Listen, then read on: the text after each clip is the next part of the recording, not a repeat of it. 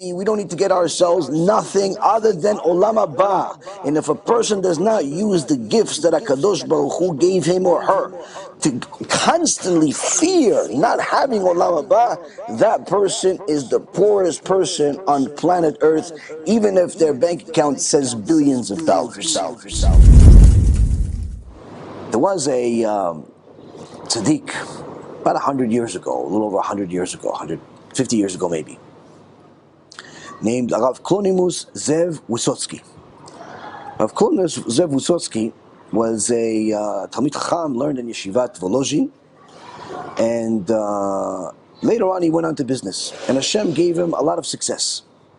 Hashem gave him success in business, and he noticed that there was a shortage in certain products in the Jewish world, and he saw that there's no kosher for Pésaj tea in the Jewish world in Russia.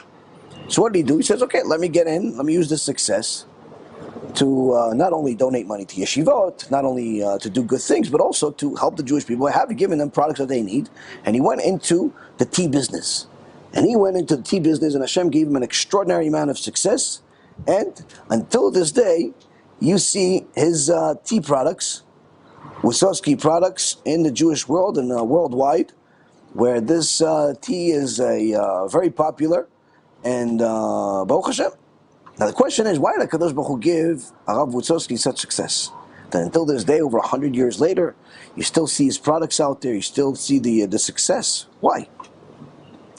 Perhaps there was a whole list of good things that he did in his life, but all of those good things can be personified in his story. Rav Wissotzky used his money to show to express his love of Torah, and he donated to a lot of yeshivot.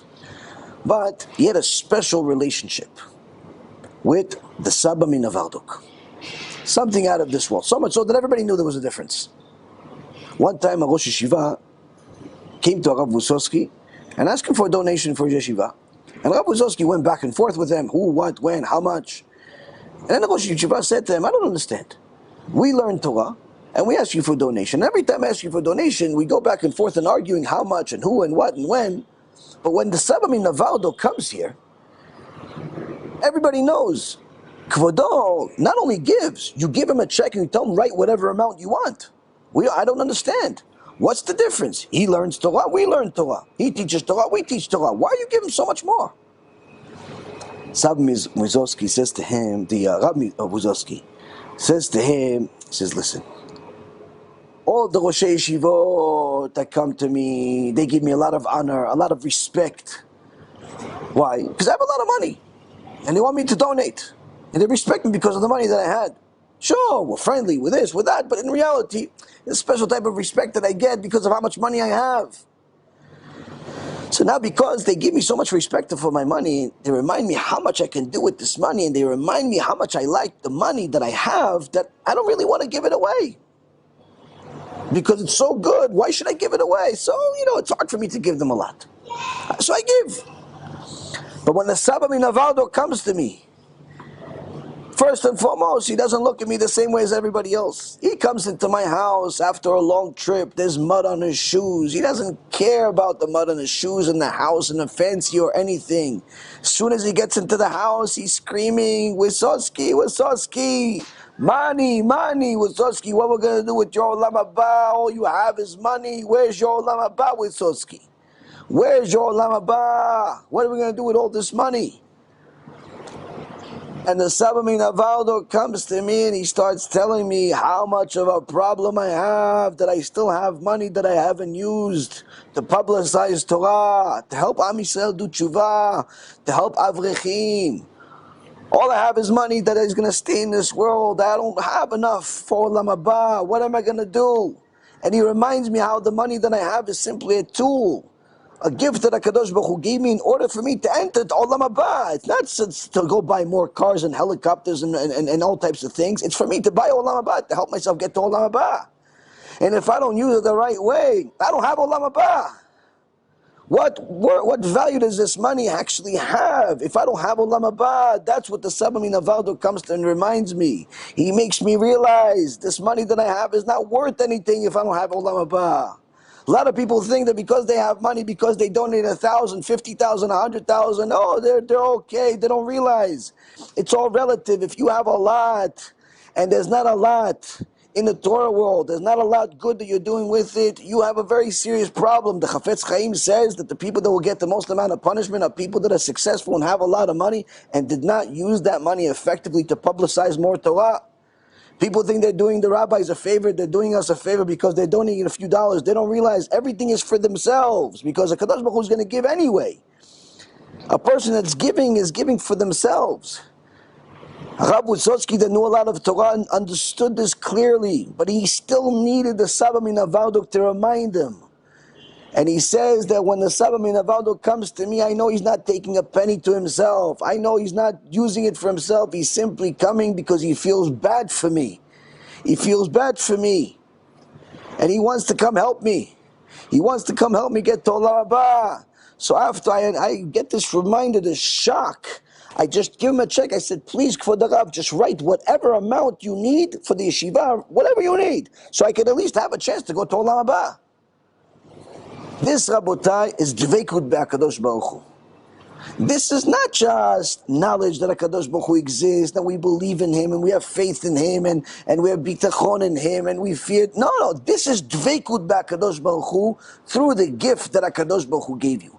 What happens a lot of times is that people get a certain gift. HaKadosh Baruch Hu shows them a way to use their gift in an effective way. They start good, but then the Yetzer Hara comes and tries to steer them in a different direction.